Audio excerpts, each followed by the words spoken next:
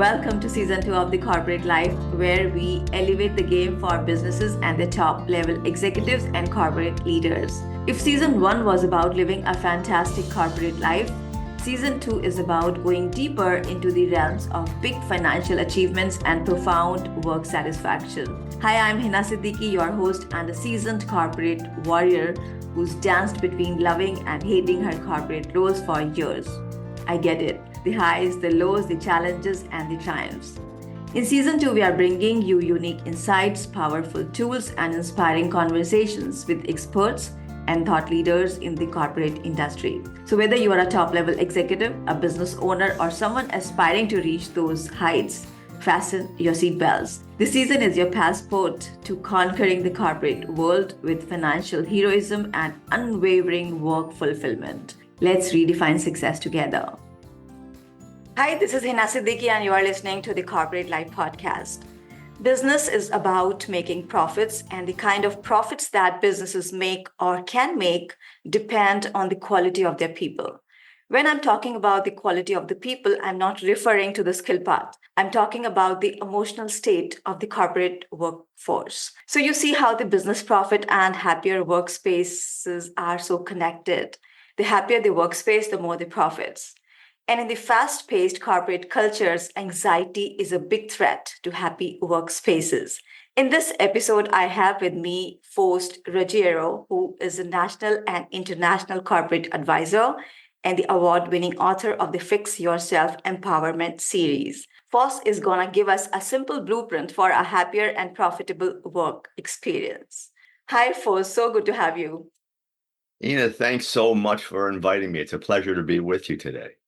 And I'm so excited about today's topic because as we were talking about this topic, before we started recording, anxiety is a big demon and it's just everywhere, especially in the corporate world. And the problem is that it's not in the external environment, and this demon lives within us. So, you know how essential it is to win over it. What would you like to say on this, Foz? Hina, you hit it right on the head. It's inside us. And I get that from a lot of people. Well, all these things are making me anxious, and to some degree that's true, but it's how we react. It's what we do with it. And we think it's all coming from out there. It's coming from inside. So when I'm advising people, particularly in corporate settings, I'm saying, your workforce is going to be as strong as it is healthy. So if we start paying attention to how we address those issues with anxiety in the corporate settings, you're right. We have a much more productive environment to work with. Exactly. And as they say in the business that everything has a cost. So what do you think is the cost of workspace anxiety? Oh my God, the cost is huge. Everything from people resigning positions to suicides to people taking off work. People are not productive at work. They're taking breaks just to clear their heads. They're not getting along well with each other. They're having a difficult time carrying out plans which are necessary, particularly those strategic plans that are necessary to make a business productive. On so many levels, it interferes with what's going on. Yes, absolutely. And I think that when the corporate people, they are not in the best of their mental state, the productivity goes really down. And that is directly affecting the business profits. And businesses, they are so much focused on profits, and which is a valid thing to do. So now the thing is that why this occurs, and what do you think about it? What is the thing? And I would like to add before you answer to this question is that as I have been into the corporate sector, I have seen chronic anxiety. I have been into this for over a decade, and I know that how serious the problem it is. Now the problem is that the anxiety is something which is inside of us. We can find the triggers outside, but it is already inside of us. So how it is, how it's possible for the management or the HR people to address this and to win over this anxiety thing. It's an interesting question you ask, and people will always introduce that to me. Well, how can we get our teams working more cohesively, less anxiety?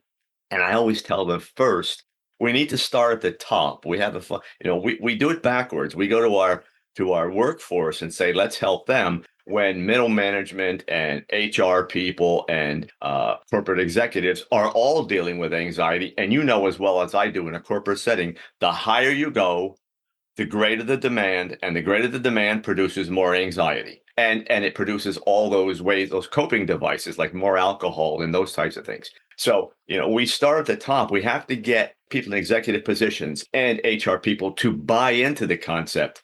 Just what you said, it's inside us. It's not going anywhere until we Yeah. decide to make some changes. And corporations have a tendency to focus on corporate strategies. And I keep telling them that's great. Those strategies are great, but who's delivering those? The people. And if they've got the anxiety, then we have to address that anxiety first. That's our foundation. Healthy people can carry out those programs much more efficiently than those that are struggling with anxiety. Absolutely. And everyone has a history. So whosoever is coming into the workforce, like joining the workforce, has some history of, some patterns about the emotions. So if they have anxiety as a pattern of their emotions, then definitely it's going to be triggered by something or the other, which is, of course, the corporate world is more focused on tight deadlines, completing the projects on time, and profit making and all that stuff. So it's really important to figure out. So how do you think it can be solved with the blueprint that you talk about? And before I talk about the blueprint, I would like to ask you, what is your why in being into this? I've been doing this for 40 years. I've been a psychologist practicing. And 35 years ago, someone said to me, can you help me with my business? And I went in and we started to do that. And it's been that way ever since. It's nice to be able to go in and teach people about what they can do and then to watch them, to be happy about what they're, my God, we can do this and it's changing the way we're doing things. And it was right in front of us all the time. And when you start that blueprint, the first thing you're starting, just like any other part of your business, is to be knowledgeable about what you're doing. For long years, I believed that being money minded was a bad thing, so I kept on avoiding money. In every job interview, I hesitated to negotiate salary and turned down every opportunity to make money. Even my coaching business functioned as a free service for a long time because the reason I got into coaching was to serve people. Then I started realizing the side effects of my wrong money mindset. Thanks to my coaches and mentors who set me up for money inflow while serving the world. Whatever career you are into, if your money mindset is distorted, you are going to struggle in your career. And the amazing fact is that you would not even realize that you are sabotaging your full potential, because all this happens at the sub and unconscious level. Your money stories are deep rooted, particularly if you have seen a money deprived childhood. The solution is to identify your patterns and let them go as fast as you can, because it's costing you your career. That's why the money mindset is a big part of all my coaching programs. Send me a quick mail to connect@authorhina.com to know more about my programs. Corporations spend tremendous amounts of time gathering information about their product, about competitors and the market, and forecasting this and changing this, but they don't do that with mental health issues, depression, anxiety, and so forth. So the first step is to learn everything about anxiety, then to learn how to apply it in your particular environment.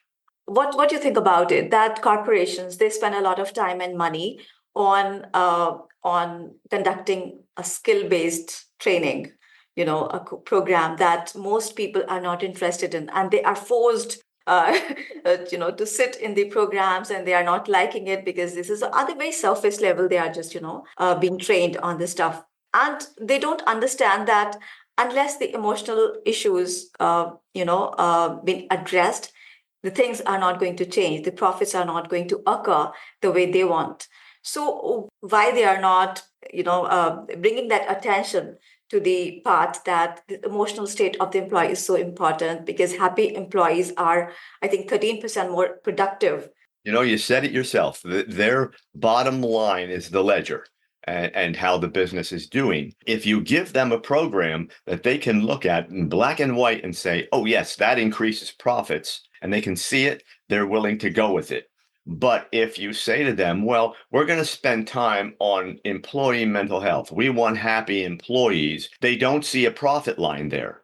They don't see how that translates into going into the black on the ledger and to being, more powerful in what you do. So, and until we train people to understand that the foundation of any good business is just what you said, it's not happy employees, give them whatever they want. It's let them know that we care about them, that they're important to us, that they are our most important resource. And when they see that, then they feel good about themselves and they come in and they want to do good work. But if we don't do that, they feel invalidated, they feel misled, and they will complain. And once that starts, that's like a cancer inside your organization. And now people are doing all the things they probably shouldn't, well, they should not be doing, that affect your business. So it's always about getting those people into places that are healthy, happy, and productive, and then they work better for you. Yes, absolutely. And these people are not understanding themselves that they are responsible for their emotional state.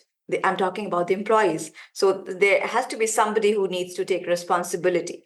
And because businesses are focused about profits, they need to be focused about the employees' mental well-being also. First, would you like to talk about the steps that are involved in creating a happier workspace? When I go into corporations, even smaller businesses, what I do is I sit down with management and HR people first.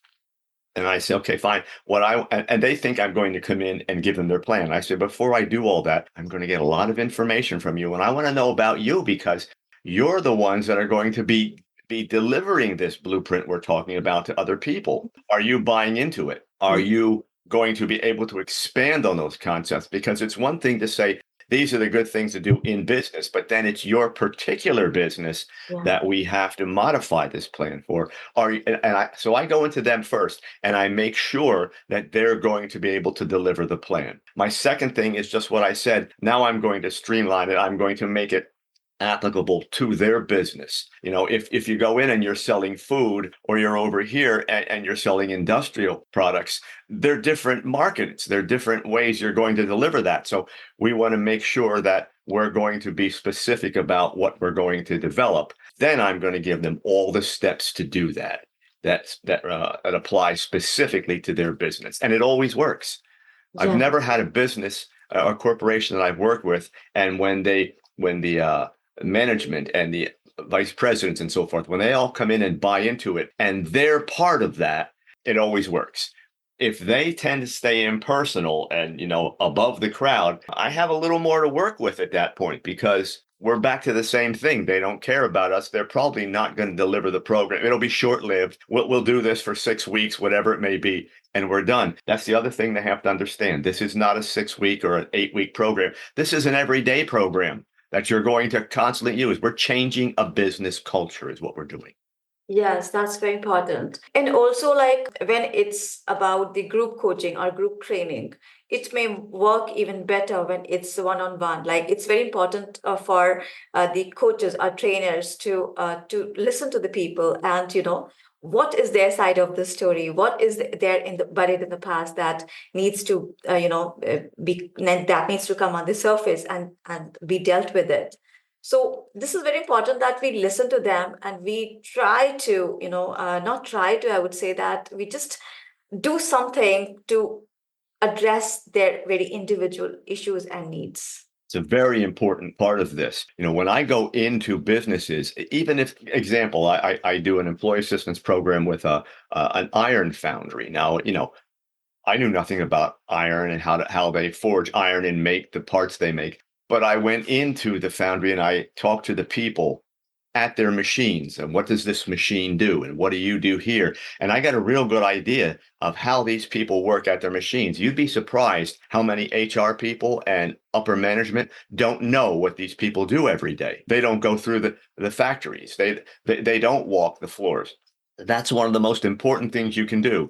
Take your tie off, go in with your blue jeans or whatever, and spend one day talking to the people. That goes a long way. Ask them how they're doing. If you're the HR person, talk to them about personal life. How's everything going? Anything we can help you with? If you know there's a death in the family or someone suffering from a disease, bring that to their attention. Hey, how's everything going with that? Can we help you with that? Let them know that they're people and that they're important to you. Yes. And your book also talks about this thing in detail. About anxiety? Yes. Yes.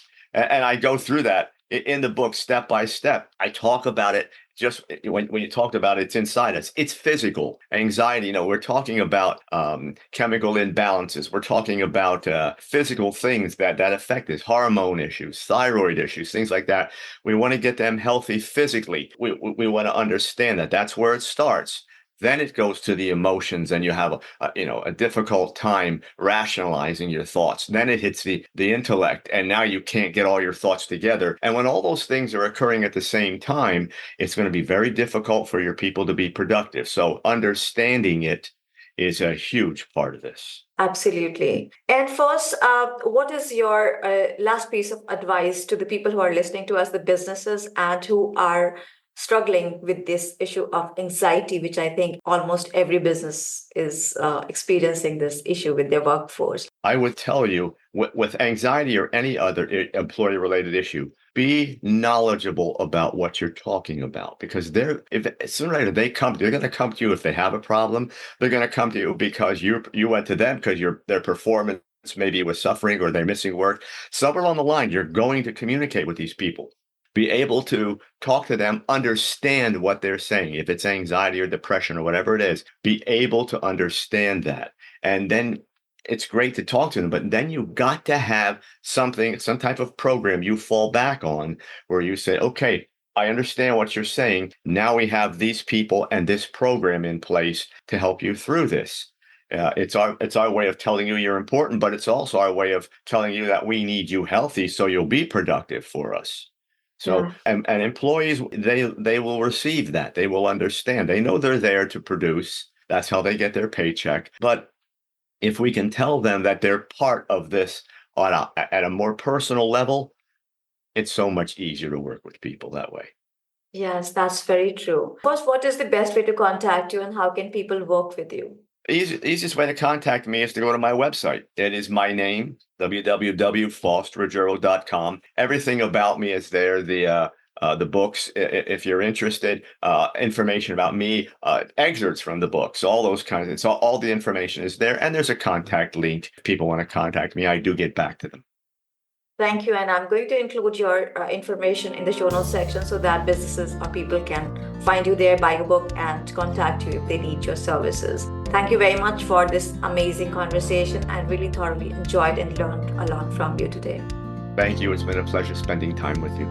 Now, I would like to wrap up by saying that a positive work environment is not just about well-being, it's a strategic move for business success and increased profits. Don't forget to connect with me on LinkedIn and let me know your number one takeaway from this enlightening conversation with Faust. That's it for this week. I'll see you next week with another interesting conversation about increasing business profits. Stay happy and safe. If you loved what you heard, don't forget to hit subscribe, share the wisdom, and throw in a cheeky review.